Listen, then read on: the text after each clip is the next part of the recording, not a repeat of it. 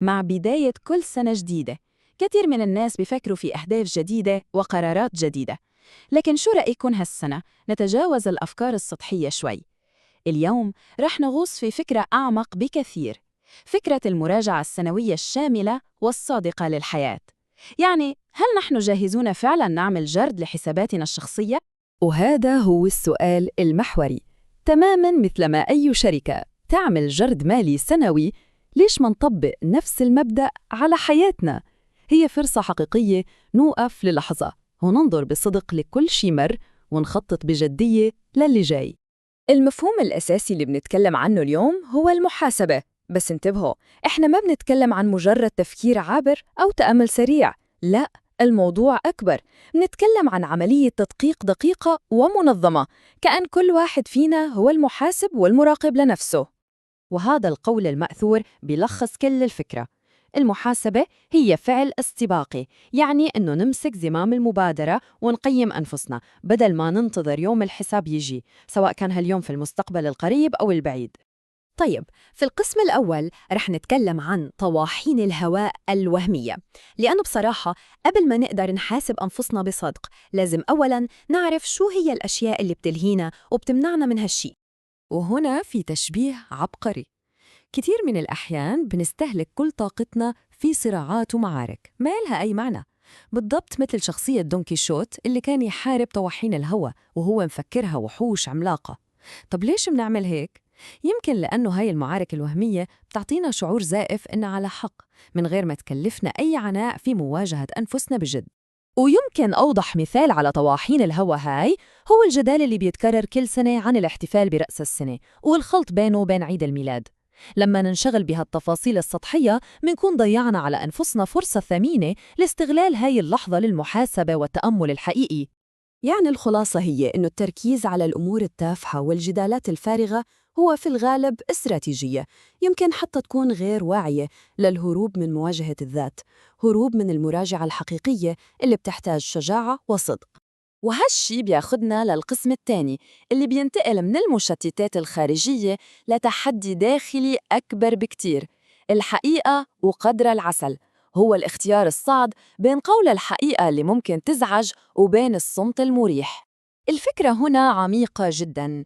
المحادثات السطحية والكلام الفاضي مش مجرد كلام ما له قيمة، لا، هو غالباً قناع منخبي وراه حقائق مهمة وصعبة، حقائق يمكن يكون لقولها ثمن، لكن الصمت عنها ثمنه أكبر بكتير على المدى الطويل. وهي الحكاية الرمزية بتوضح الفكرة بشكل عجيب. انطلب من كل شخص في قرية إنه يصب كوب عسل في قدر مشترك بالساحة العامة، لكن كل واحد فكر بينه وبين نفسه، لو صبيت كوب ماء بدل العسل مين رح يلاحظ وسط كل هالعسل؟ المشكلة إن الكل فكر بنفس الطريقة، وبالنهاية القدر امتلأ بالماء. وهنا بنوصل لنقطة جوهرية، أهمية قول الحقيقة. المحاسبة الصادقة للنفس ما بتتطلب بس إن نكون صادقين مع أنفسنا، لا، بتتطلب كمان إنه يكون عندنا الشجاعة نقول الحقيقة في محيطنا، حتى لو هالشي فيه مجازفة، لأنه الحقيقة اللي بتيجي متأخرة بتفقد قيمتها ويمكن تتحول لسم. وهذا بيوصلنا للقسم الثالث وللاستعارة الأهم في كل تحليلنا اليوم، الميزانية العمومية لحياتك. خلونا نتخيل إن حياة كل واحد فينا عبارة عن شركة بتقدم تقرير سنوي.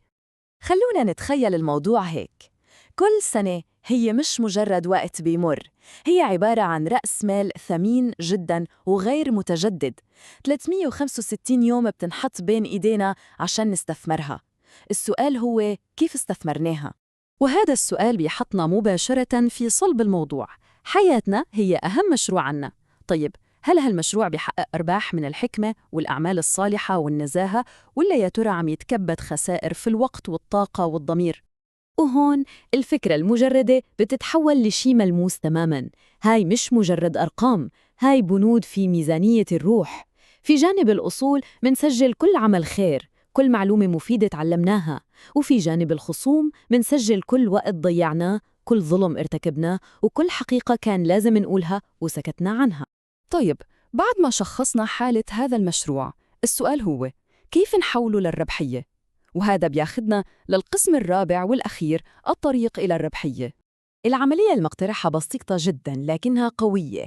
هي عبارة عن 3 خطوات. أولاً، نراجع الماضي ونقيم أخطائنا ونجاحاتنا بصدق. ثانياً، نحسب وضعنا الحالي ونحدد صافي قيمتنا الروحية. وأخيراً والأهم، نخطط للمستقبل ونقرر وين بالضبط رح نستثمر وقتنا وطاقتنا عشان ننمو. وهاي المقارنة بصراحة بتوضح حجم المخاطر الحقيقية.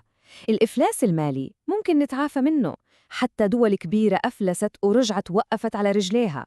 لكن في مشروع الحياة ما في تعافي من الإفلاس الروحي. الفرصة هي مرة واحدة بس.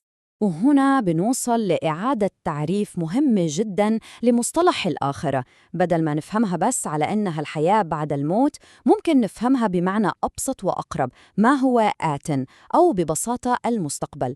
هذا التفسير بيخلي المحاسبة شيء ضروري وفوري بيتعلق بحياتنا هلأ. وبهذا المعنى، التخطيط للآخرة مش مجرد تخطيط لشيء بعيد، هو في الحقيقة تخطيط لبكرة وللشهر الجاي وللسنة الجاية. مستقبلنا هو النتيجة المباشرة للقرارات والاستثمارات اللي بنعملها اليوم في حاضرنا. وبنختم بهاي الفكرة القوية اللي بتخلينا نطلع لقدام. المحاسبة مش بس نظرة للماضي، هي أداة حقيقية لبناء مستقبل أفضل. والسؤال اللي بيتركه لأن هذا التحليل هو: بناء على مراجعة هالسنة، كيف رح نستثمر رأس مال السنة الجاية عشان نحقق ربح حقيقي في ميزانية حياتنا؟